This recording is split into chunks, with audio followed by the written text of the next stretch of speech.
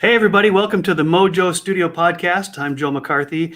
And today I have a new guest and a new friend with me. And I'm so proud and pleased to be able to have him on as a guest. I'd like to welcome Joe Roberts, the Skid Row CEO, to the Mojo Studio Podcast. How are you, Joe? I'm doing good. It's good to be here, Joseph. Nice to have you. Joe and I have we have a couple things in common. One's our first name, so I already like the guy right off the bat. We have a common friend in Michael Ballard, who has founded Resiliency for Life. And I want to thank Michael for introducing the two of us to each other. Michael astutely said, hey, the two of you are both doing work that is causing positive change in the world, at least hoping to cause some positive change in the world. So maybe you might hit it off. And sure enough, didn't take more than a few minutes of a conversation with Joe Roberts to know I like the guy and I love what he's doing. I love his story. And I think it will be not only inspiring and motivating, but really can and has, I believe, and will continue to cause people to think about their own possibilities and the possibilities of those around them, and hopefully make positive changes so that all of our lives will improve. Is that your purpose, Joe? I would say that my purpose is to inspire and motivate change. Absolutely. Get people to see that there's a greater sense of possibility for themselves and the world around us. And it really comes from, that lived experience that I have. I'm one of those guys back in the late 1980s that you would have seen in an inner city pushing a shopping cart. I collected cans and bottles to support a drug dependency. I was one of those guys that you might look at and just write off. And yet inside me was all this, possibility and potential. Yes. When I look at it through a leadership lens, I think that the greatest thing that we can do as parents, as business owners, as managers, is to see possibility, and not in those around us, but also in ourselves and in the world, in the greater macro world. The challenge, especially with COVID, is that over the last many, many months, we have been backed into this corner of survival mode. And in that, we stop seeing the potential in our businesses, in ourselves, in our people, because we're operating really from that part of our brain, that limbic system, that fight or flight mechanism. And so we don't see the opportunities. We're not actually up in this front cortex, that frontal cortex where we can vision and have, Einstein talked about imagination, right? And so we've just tethered a little bit from that. But I think that, seeing possibility is absolutely key. Now, I've heard your talks online, and if I understand correctly, you make a distinction between possibility and potential. Is that right? And if so, what do you see as the distinctions between those? Well, not too much. They're kind of interchangeable, but possibility is what put us on the moon. Possibility is what drove Martin Luther King to deliver a speech. Possibility is that thing that we admire in great leaders that don't look at the world the way it is, but the way it could be. Right? This is what Einstein pointed to when he said imagination is more powerful. Right? But think about this. When you hold a newborn, that feeling of what is this little life's going to be? I remember when I held my daughter 17 and a half years ago. It's like her future was a blank slate. Like, who was she going to be? Was she going to have my sense of humor? Was she going to like country or rock and roll? What school was she going to go to? Was she going to be a doctor? Was she going to be a business person? In front of that little life was a blank sheet. Well, guess what? It's the same way every moment of our lives, but we get caught up in the stories that we believe about ourselves and the limitations that we have. And then, just negative news after negative news, and we get worn down and we stop seeing that starting tomorrow, our future is still spotless. And then we have absolutely no obligation whatsoever to be the person we were yesterday. And that's really my story, Joseph. I was that guy pushing a shopping cart, chronically homeless, struggled with mental health. One day I was sitting on a park bench beside this old guy named Gus. And he looked at me and he says, Joe, he says, there's more to you than you can see. And what he was talking to was my possibility. You know, it's like for the first time, someone in my life, other than my mom or dad, saw potential in me. Now, what was sitting beside him on that park bench was a guy with dirty black fingernails, broken yellow teeth, scruffy beard, matted hair, clothes I've been wearing for months, and a stink that comes from poor personal hygiene and sleeping outside. But he looked past all the surface and he spoke to my possibility. Now, you could call that potential. I like the word possibility because it just seems a little bit more altruistic, right? Now, having, been through that, he was absolutely right, by the way. I got a second chance at life. I went into a drug and alcohol treatment program. 6 months later, I went to college. 2.5 years later, I graduated the top of my class. I went out into the business world, and in less than 12 years, I went from that kid pushing a shopping cart, living under the viaduct, addicted to heroin, to being on the cover of a national business magazine as a celebrated entrepreneur. I literally went from Skid Row to CEO. Wow. The funny thing is, I'm not special. I'm average, ordinary Joe. What I did consistently is took steps in the face of negative emotion. And I surrounded myself with people who spoke to my possibility, who coached my possibility, to help me take continue to take those steps forward in the face of emotional uncertainty. And I think that's really the instruction for so many people that I meet today, because they'll say, "Oh, Joe, what's your secret?" There's no secret. Get up, put your socks on, and take some steps forward today. Get off the couch. You got a dream? Take some action towards it. You got a business? Make some calls. Right? You got a team? Ask, connect with other team and managers and leaders, entrepreneurs, people that you respect that are maybe a little bit further along than you, and listen to what they have to say, and then implement what they tell you. Right. Yep. I'm a student of Robin Sharma, and he says the exact same thing over and over again, that your success is not, there's no magic wand. It's not an overnight process. It's not like snap your fingers, or if I do what Joe does, then I can be what Joe is. It's a matter of small, simple, sustainable steps that you do over and over and over again, which we call habits, right? So habits, actually small, positive change done over and over again. Atomic Habits. There you go. I just was introduced to that book about a week ago, and I can't wait to read it. Yeah. So, and tell us, let's go back a little bit further. How in the world did you, as a teenager, end up on the streets, living homeless, addicted to drugs? Some people make assumptions about what happened before that, but tell a little bit about the story that got you there. So I came from a lower middle class Canadian home. I had an older brother, younger sister, fat little dog named Angus, had a mom and dad. Dad was a breadwinner in the family. In 1975, he died suddenly from a heart attack. The man who replaced him, my stepfather, was not someone who was invested in being a father. My real dad, he was the kind of guy who used to say, "I love you, you can do and be anything." He spoke to my possibility, right? All of a sudden, Dad's gone. My mom remarried quickly, I think partly because of economic security. I mean, Dad was the breadwinner in the family, so all of a sudden, overnight, not only did my mom lose the love of her life, we lost the ability to pay the mortgage. Right. And I went from a man who said, "I love you, you can be anything," to a man who said things like, "You're stupid, you're dumb, and you'll never amount to anything." And at 9 years old, I did not have the tools to decipher fact from fiction. And I believe that. Not, as an advocate for youth today, I believe that if you can get a kid to believe a lie, that lie will stay with them for 10, 20, 30, 40 years.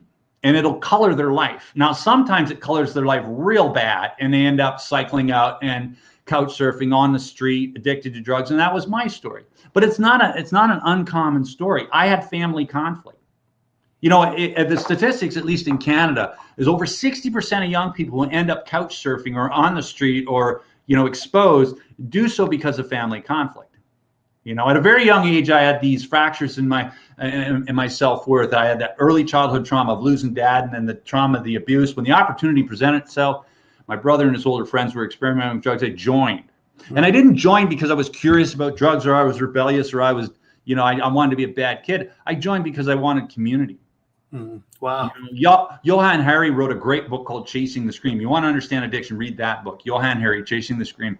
And he says the opposite of addiction isn't recovery. The opposite of addiction is community. And that's what I was searching for. What happened was I got high, and for the first time, I didn't feel afraid. And I went home to that abusive household. My stepfather would come in, and he was loud and intimidating and violent. And I just remember smiling at him because for the first time in my life, he couldn't get me. I was protected. You know, there's a doctor out here. What's his name? I'll remember it later. Anyways, he talks about how early childhood trauma, you know, those unresolved traumas are oftentimes the Dr. Gabor Mate, that's his name. Dr. Gabor Mate talks about early childhood trauma, and I had a truckload of that. And so I started using drugs at 9. By the time I was 15, I was angry. I cycled out. I got kicked out of the house. At 16, I dropped out of school. At 17, I went to jail for the first time. And at 18, I decided to leave that small community in Toronto and head out west to Vancouver. And so I was this 19-year-old kid. I jumped out of the pot and into the fire, and all of a sudden I found myself in this big city that was filled with all kinds of danger and predation and crime. And, you know, the wheels just came off. Over the next 4 or 5 years, I went from, you know, being a street kid to being chronically homeless and addicted to drugs. Mm. And yet through all of that process, Joseph, there was this potential in me. And I think that's really the key takeaway, is that whether it's a difficult employee or someone in your family, or even a relationship that you may be in with someone you love, seeing possibility and working empathically to draw that potential and possibility out of that individual. I'm here today, not because I'm a great guy and I pulled my socks up and got on with it. I'm here because I was surrounded by people who didn't give up on me, you know, and worked and gave me things to do in order for me to step into that possibility. And that's really what created the bridge from, you know, being on the streets to, you know, having more success than I could have ever imagined in my life. I was basically the Canadian version of the American dream. Hmm. Tell me more about the moment. Was it Gus was the guy who said, you're way more than you know? Yeah. Who was Gus? Where did he come from? Why did you believe him? Well, here's what's interesting about this, and I've shared this story with over 1 million people. I don't know who Gus is. I met him for 7 minutes. I never met him again, and yet he's impacted my life for the last 30 years and will impact for the next 30. Yeah. So don't ever underestimate the power of those 5 to 7 minute interactions, no matter what you do for a living. It could be somebody you meet at a Starbucks or a gas station, or the interactions that you have, thousands and thousands and thousands that you have over your career. Gus was just this man I met happenstance on a park bench. And the only reason why I approached him is he had a cigarette and I was a mooch. You know, and I sat down beside him and I just struck up a conversation because that's, you know, I was a taker back then. That's kind of who I was. And really all I wanted was a smoke. And he ended up giving me my life's mantra. Wow. You know, he got to know me and he spoke past all that ugly surface stuff. And he said, there's more to you than you can see. Now, around that time, I was also sort of bumping along and hitting bottom. One day I woke up, I had sold the boots off my feet to support my drug dependency. And I remember that was, you know, it was really devastating for me. It was wintertime too, and Pacific Northwest, you know, that weather that we get in Seattle, Vancouver, very cold, very wet. I remember walking down the streets having sold the boots off my feet, and I reached out and I said a little prayer and I asked for help. Mm-hmm. And it's funny because growing up, I would never describe myself as deeply religious, but I always thought of myself as spiritual. And I said a little prayer and I said, God, give me a second chance. I don't deserve it. Give me a second chance. And if you give me a second chance, I promise I'll make good on the opportunity and I'll do something to pay it forward and help others.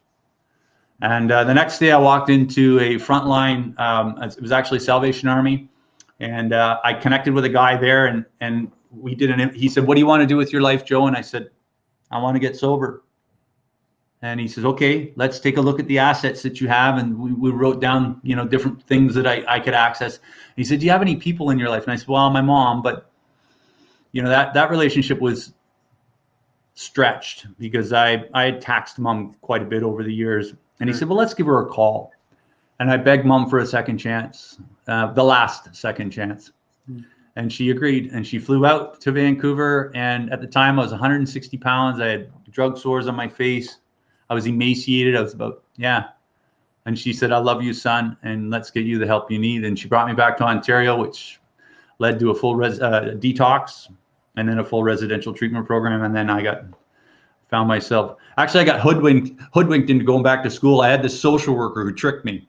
I remember he came up to me and he had these glasses. You know, these guys that talk over their glasses, and he used to look really, and he had this paperwork. He says, hey, Joey, if you fill this out and go back to college, he says, I can get you 6 more months of housing. And I was, I wanted that housing because I wanted that stability. And what I found out years later is he already had that secured because I was doing good and they weren't going to let me fail. But Love it. And and just to finish that thought, what I love about that is that as a leader, Brian was his name. Brian got me to do something outside of my comfort zone to discover my possibility.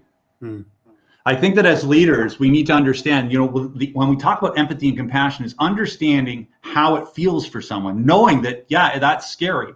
Yeah. And you may not want to do that. But just like a good parent, not to equate parent to management, but there are some crossovers, is to get someone to take some steps so they can discover for themselves. I've spoken to hundreds of thousands of kids, and I'll ask the question, how many of you have procrastinated on a project only to then get back into a quarter on Sunday night, do the project, and get a B or an A? I have. You always had it. Yeah. You always had it. You knew, and yet you because fear keeps our foot slow. The thing is, there's nothing at the end of that fear. There's no boogeyman. There's nothing in the closet. There's nothing under the bed. We spend our entire lives afraid of who it is that we already are, perfect and complete. Wow. The greatest tragedy of life isn't that it ends too soon. It's that we wait too darn long to begin it because of fear. What if I fail? What if you succeed? When one of the benefits of having failed so much before I was 25 years old is it lost its emotional impact on me. You got desensitized to it, in a sense. Yeah. And so when I got into business, it was like, okay, that didn't work. Yeah, I've felt that before. Right. But if you can get, because all failure is feedback. What didn't work? What didn't work? What didn't work? Now, there's been some that have been more costly than others. Of course. That feedback cost me $100,000, but that's okay. I mean, in the end, as long as it's okay to fail. It's not okay to not know why and to not grow from it, right? Yep. I've even heard some leadership gurus say that you need to make plans that you think could fail at least 50% of the time.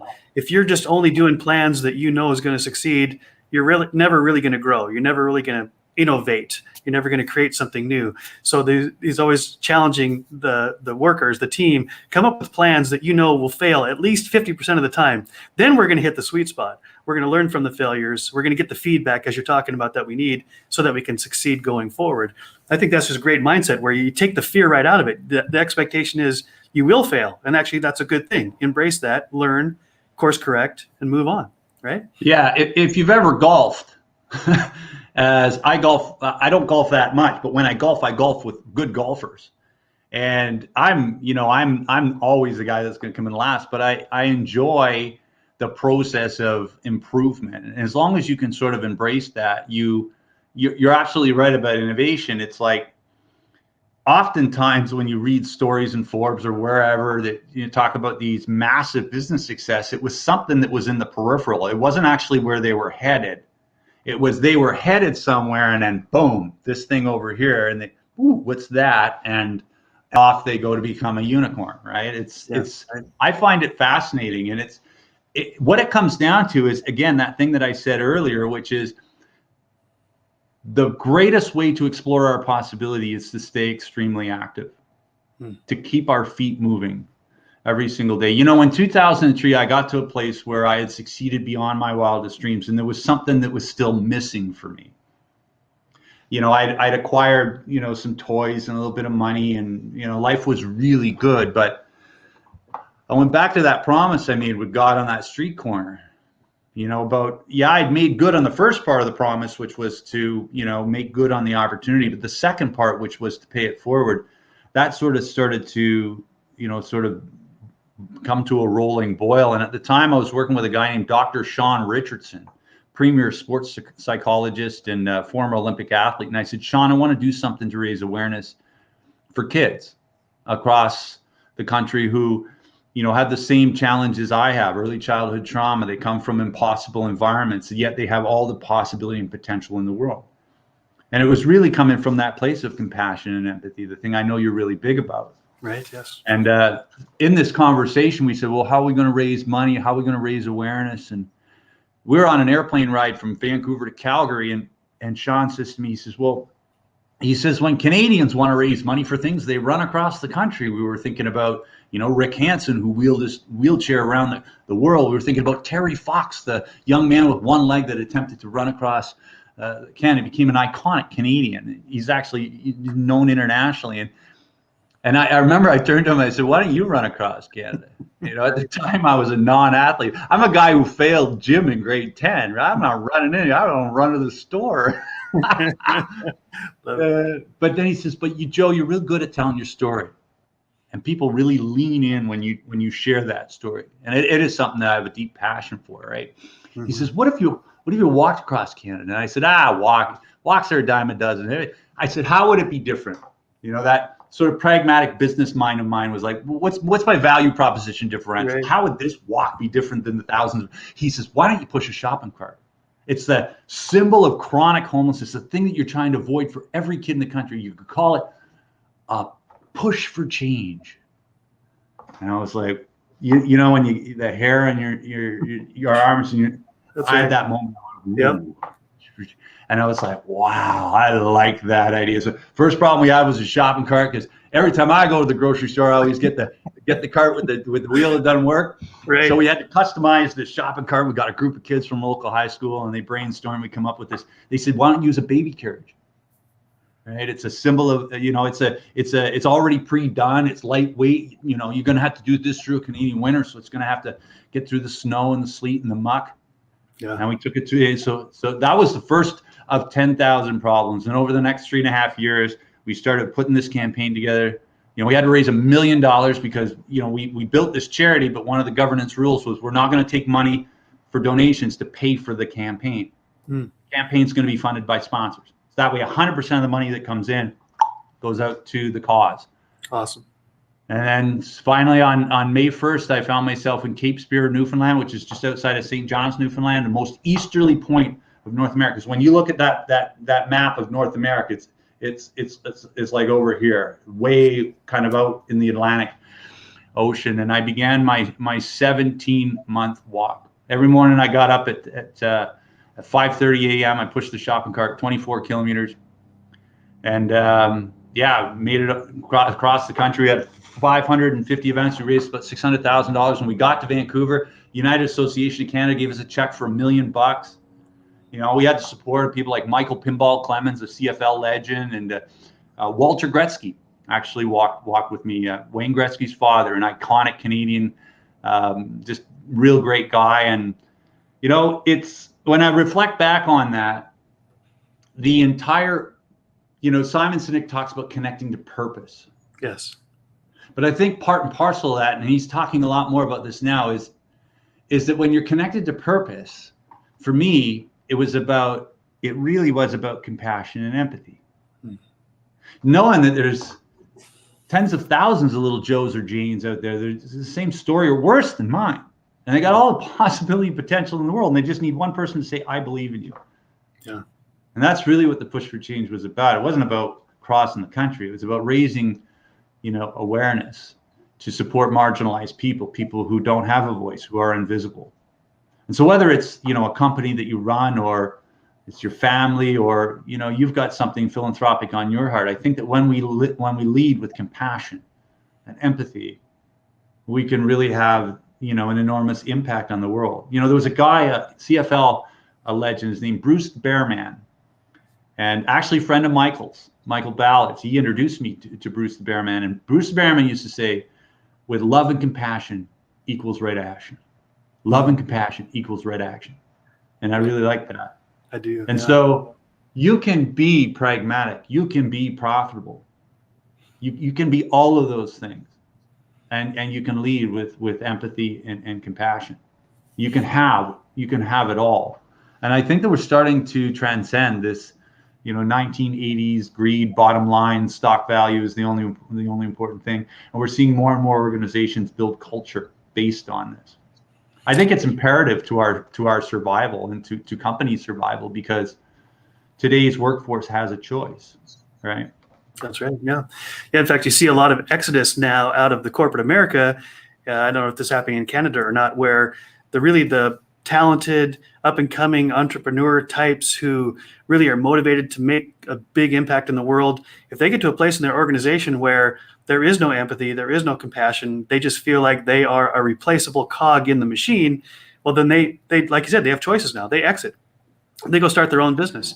And then there's this mass drain on potential, mass drain on the best possible talent in your organization goes out the door. And in fact, you and I touched base on this just a little bit the other day about if you run an organization based on profitability and command and control, like from the olden days, what's the outcome from that? We talked about that a little bit the other day. Well, it's funny, you know, when we were chatting about that, I got it all wrong. You know, when I built Mindware, which was we were a content developer. We built fancy websites and back-end databases, and we were taking a lot of companies to their first website. I mean, that was the era, you know, mid to late 90s, or so. But I really, because I'm kind of like that classic Michael Gerber E-myth. I'm an entrepreneur. I'm not a CEO, which is ironic because they call me the Skid Row CEO. But that's really more of a moniker as a professional speaker than to point to the fact that I was a successful CEO, because in all honesty, I wasn't. You know, I got a lot of things wrong. And because my passion was, you know, 110%, I expected that out of everybody else. And instead of creating an environment where they could connect to their purpose, and maybe I could give people a little bit more tether in order for them to, you know, catch up or take a pause and try to figure out what's going on, I sort of ruled with that iron fist. And it wasn't anything I particularly did. It was just more of the energy that I threw off. And as a result, you know, we had a revolving door, and we saw some of the best talent, which, you know, came to us because they loved what we were doing, but then ended up working for the competitor. Sure. So I didn't really get it. You know, it's funny. I didn't really get it right in a lot of the business. There's some things we did well, but it was only, you know, in, you know, the mid 2000s where I really started to explore some of this stuff around, you know, soft skills and why this is really important. And I think, like a lot of business leaders, it's not like I caught up to it, it caught up to me. Yeah, right. Is there a light bulb moment for you where you started to make that switch in your mind as the leader of an organization that, hey, we might be able to be successful in terms of what we produce, but we're not being successful in taking care of our employees and bringing out the potential and the possibility in those that work for me? Was there a person or something that you read or saw that really switched your mind on that? Well, I would say that a lot of it with the business stuff was hindsight. You know, when I look back, I'm like, you know, like you just think about some of that and it's cringy. You're cringeworthy. But where I really learned it is in my philanthropic stuff. When I got involved in the push for change and I had to go out to the business community and to stakeholders across the country and I had to ask people for money, I found that it really wasn't the statistics they were interested in. They were interested in my passion. And what my job was in order to get them on board as someone who would hold an event or do a fundraiser or support us, whether it was the Ontario Provincial Police, the Royal Canadian Mounted Police, whether it was, you know, that group home in Halifax or what, in order to get the school boards throughout Ontario, in order to get them on board, I needed to sell the compassion and the purpose and the passion stuff. Yes.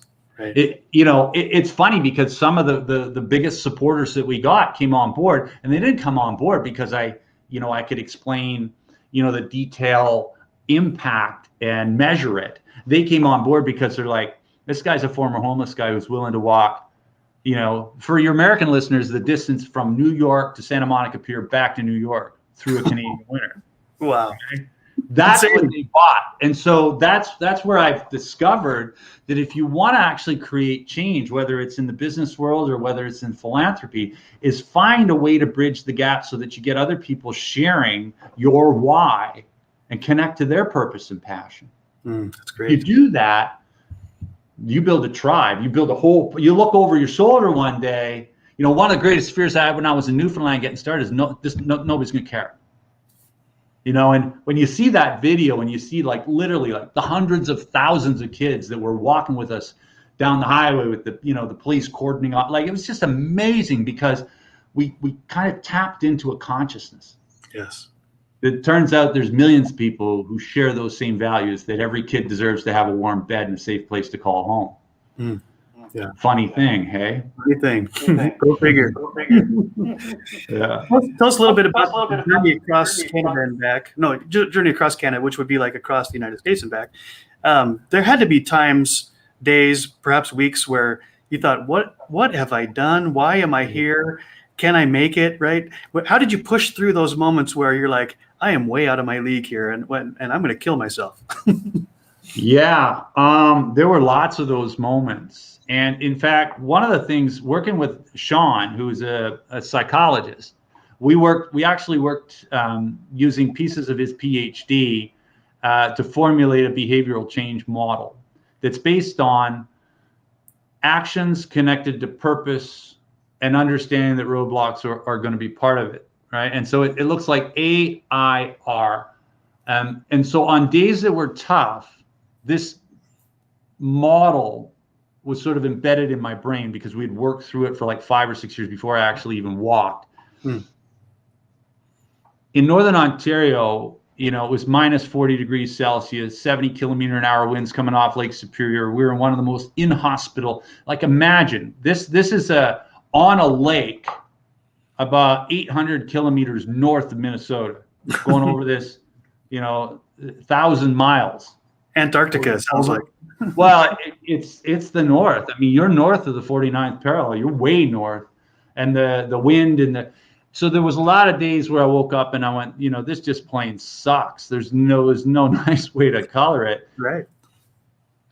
And what I would tap into is the picture I had in my mind of that 14-year-old girl who's struggling in Halifax, or that kid I met in the streets of Winnipeg.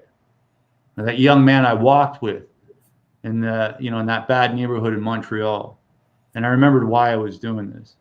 And by connecting to purpose, that I was able to then double back and continue in my actions. Right? So we're all going to face roadblocks, challenges, and change along the way. COVID's a great example, is that we get sideswiped by this uninvited adversity. And so my instruction to anyone who's going through a storm, going through a challenge, what would motivate you to take the next action step? What's your why? Yeah. For going to work, for doing your business? And it's often not about money or power or fame. It's about your kids, or the difference you want to make, or the legacy you want to leave, or the people you want to help grow. You connect to that and just, get that as a raging fire, and you'll find all the energy you need to take the next set of actions. Yeah. In fact, some people, I've heard Simon Sinek and Tony Robbins, Dean Graziosi often say that to get to that why, it often takes several layers, right? The first why you come up with is rarely the why that really motivates you. So then you ask the question, well, why do you feel that way? About the why that you first came up with, and you keep digging deeper and deeper. And sometimes you have to do this with a friend who is patient with you and knows you really well, so that now you finally get to the point where I don't know, and you're looking for the words, and suddenly something bubbles up from within inside. And like you said, it's that really deep-seated purpose of making the world a better place, changing the world for someone who was like you, like when you were a teenager, or the legacy that you leave for your kids or for the world. And suddenly, when you get that clear, then you can endure almost anything, as you are an example. I agree with you, but I would also temper that and say, but what about somebody who says to you, I don't have one of those. I don't want to change the world. Okay, well, maybe it's closer to home. Maybe you want to do what you do so that you can ride your motorbike on the weekend and play with your buddies up in the woods and go hunting and fishing. Yeah. Maybe hunting and fishing with your friends is your why for doing good at work. Sure. Right. So it doesn't have to, because I see the world through this, let's go do epic stuff, right? Yeah, but not everybody shares that. And you don't have to have one of these big, monstrous, Gandhi-sized whys in order for you to take the next set of actions. That's good. But when you connect to something that really resonates for you, it will be the thing that powers you. You see, this is one of the things that I see with the fitness industry that's so wrong. The reason why people fail with their health and fitness goals is they talk about losing 20 pounds or 30 pounds. weight is the worst metric in the world to hang your goal on, because once you achieve that, there's no impetus to continue. But what if it was about your grandkids? Yeah. What if it was about the quality of your life when you get into your 60s, 70s, and 80s? Now you've got something that's not really about what the scale says, but now you're measuring maybe days of healthy integrity or action, fitness, eating right, because you want to be the very best for your granddaughter or your grandson.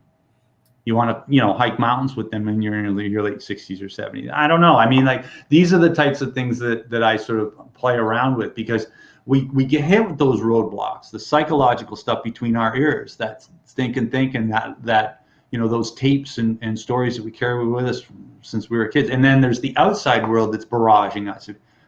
One of the things I learned over the last 16 months is just limit the amount of news I consume. Right. Because it doesn't matter either if it's red news or blue news. It doesn't matter. It's all designed to scare you. Yeah.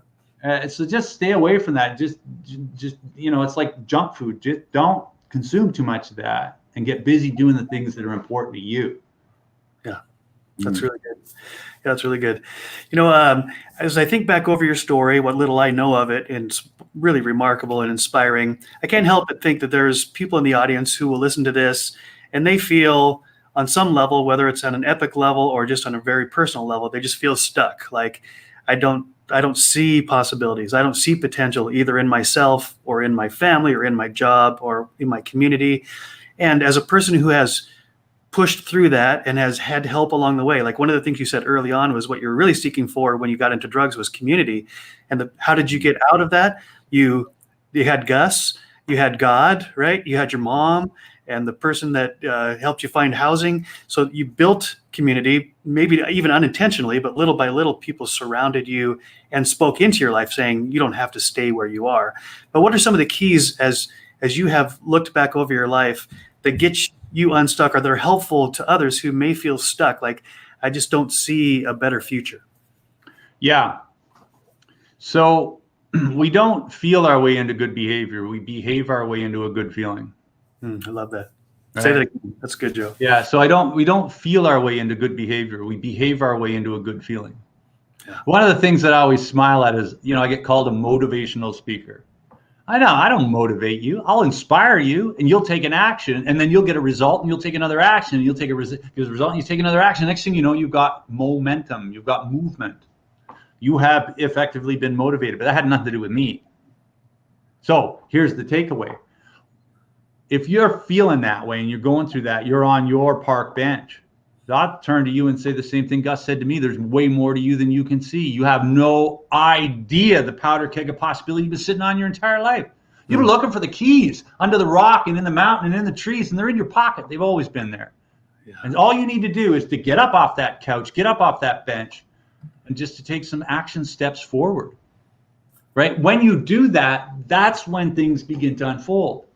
As I said it earlier, but the tragedy of life isn't that it ends too soon. It's that we wait too long to begin it. If you only knew what you could accomplish, right? I understand it's scary. I get that. But taking steps forward in the face of uncertainty builds resilience. And then it produces a result. And you go, wow, just like those students I talked to who got an A on their tests after they procrastinated. It's no different today, even if you've been out of school for 30 years. You want to write a book? Write a book. Find somebody, go on the internet, take some action steps today. Say, okay, get a piece of paper and say, okay, what are the 5 things I can do today? And then do 5 things tomorrow, and you do 5 things the next day. Getting across, 9,000 kilometers was a step at a time. There was no grand leap. It was making a conscious choice to change and do something. And then just showing up every day and taking small steps. And as you do that, the world unfolds for you. Know that you're going to face roadblocks along the way, the noise in your head and the noise out there, that's real. So connect to a reason why you want to do things and get busy. And don't forget the community piece here, because all of that is true, Joe. And yet we all know, and you even spoke from your own experience, there are times when you can't feel that inside yourself. You don't see it. You don't have the motivation, the energy, the drive. You've got depression. You've got roadblocks, like you said. And sometimes it takes another person. It takes a higher being, a higher power. It takes maybe a combination of all of those things who will turn to you and say, there's so much more. Don't get stuck, right? And so are there action steps that we could take when we really feel like I don't see it in myself? Any suggestions there, Joe? Yeah. So one of the things on A, which is action, I is inspiration, of course, R is roadblock. Action is also can double as accountability. And so one of the things that when we teach the ERA model in a workshop is ask the question on a scale of 1 to 10, how accountable are you? Because there's some people that are very self-directed. You give me a list of things to do, and now, because I've done this for a while, I'll go out and do it. But in the beginning, no, I was no good at that. And so when I came into recovery, I needed a recovery community. I needed a sponsor. I needed friends. I needed people to hold my feet to the fire. I need somebody knocking on my door at 6 a.m. saying, hey, get your running shoes on. We're going for a run. I don't want to go. I don't care. Grab your running shoes. We're going for a run. Yeah. So yeah, I think that connecting with people who have the ability, people that you trust and have the ability to help you get the ball down the field, and choose wisely. But there's lots of folks out there, I do mentorship now and that kind of leadership now. And it's really one of the gifts of my semi-retirement is the ability to help folks. Sometimes we don't want to be bothered asking for somebody to help us, but I mean, that having somebody, play that role in your life is an enormous gift to them, and they grow. And I know that, having spent, almost 30 years in the recovery community. A sponsor sometimes gets more than the sponsee, right? Yeah, right. But yeah, definitely. And I miss that part of it. And that's one of my blind spots, because I am that guy who's very self-directed. But I wouldn't have been able to do the walk across Canada if it wasn't for the support of Marie and Bobby, the driver, and of course, Sean, the psychologist, right? It's like, those were people that were constantly chirping in my ear, giving me what I needed to encourage me to continue through those tough days. Yep, and you wouldn't have got off the park bench if it weren't for Gus and your willingness to say, God, I need your help, right? I need another chance, and you calling your mom, all those type of things. So this is fabulous discussion. I've learned a ton. I love hearing you, Joe, hearing your story. It's inspiring me to continue to make those small, simple, sustainable steps that will get me from where I am to where I want to be, and also to make connections with people like you who see great potential and possibility and say, hey, there's so much more. There's so much untapped, and it's right there in your pocket, as you said. It's not out in the trees. It's not in the mountains. It's not in the ocean. It's right here inside of us. And I've said in many of my podcasts that, there's this verse in the Bible early on that says that we're made in God's image, that somehow, and this is a mystery, right? His image is stamped on us, Almighty God, the creator of all.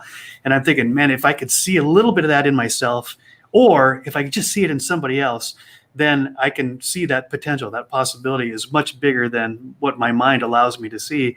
And the other thing I wanted to say is sometimes whatever we need is the thing that we need to give. So if you need motivation, you need someone to encourage you, you need to get unstuck, make the choice to help someone else get unstuck, to offer encouragement, to bring joy. And it's amazing. We've talked about this law of reciprocity early on, that will come back to you in spades, pressed down, shaken together, running over, right? You see interest on what you give, you get. And so it seems selfish, but quite honestly, you can invest in others and then receive the benefit yourself. But it'll get you unstuck. Yeah, 100%. One of the other things I would echo on this, when we talk about spirituality and God, is I had a positive thought about 20 years ago, and it's a really positive thought. And I don't know where it came from, but I was struggling with these big audacious goals that I had. And it hit me, only an evil God would put a desire in my heart without giving me the elements in the universe to succeed. Love that. Can you imagine what kind of a God would want you to be a teacher or a speaker or a thought leader or help these kids or that group or this, and not give you everything in abundance in order for you to achieve it? Yes. I could spend hours telling you about the miracles that happened in the Push for Change. We'll talk about that next time. We decided to walk across Canada in the wintertime before we had a relationship with the police. So you can imagine, that would have lasted a hot 5 minutes had we not had that relationship. But literally 3.5 years of planning. And people would say, well, what about, we'll get there. And then boom, I did this presentation in front of the commissioner of the Ontario Provincial Police. And that one presentation gave us every single police force across the entire country. Wow. Awesome. Yeah. Yeah. Some people say that's coincidence, but you and I know better. No, coincidence, God way of remaining anonymous. That's right. Yeah, it does a miracle, remains anonymous. That's exactly right. Yeah. Joe, this has been a joy. I hope we get a chance to talk again. I'd love to hear more of the miracles that happened on your walk and that have happened in your life. And I think this is important for me. It's important for all of us that listen to realize that there are miracles that happen in our lives probably every day, and we just don't look for it, and therefore we don't see it, we don't recognize it. But the truth is, we're all miracles. And childbirth alone is called a miracle by whether you believe in God or not. It's a miracle, right? No scientist can create life. Only God can do that. If we're all walking miracles, and as you've pointed out, we only have a certain amount of time on this earth, so let's make the most of it, right? Let's find out what am I made of? What am I made for? And how can I bring that out in other people through compassion, through empathy, through encouragement? Maybe it's like that 5-minute talk that you received from Gus. Maybe I can be that guy for somebody else. And instead of seeing the scraggly hair and the broken teeth and the pockmarked skin, I see a human being with the image of God stamped on them with unlimited potential. And I can stop and say, hey, there's so much more to you than you could ever imagine. And maybe that will make all the difference, right? Maybe that'll turn Joe Roberts from a teenage drug addict homeless on the streets to Joe Roberts, who's traveled across Canada raising awareness and money for homelessness, and now motivates and inspires people all around the world, right? Because now and then be encouraged to follow in your footsteps. So thank you, Joe, for seeing that in yourself, believing that from other people, and then just going for it. I love it. Yeah, no problem. Thanks for having me on the program. If anybody wants to follow the story further, they can visit me at skidrowceo.com.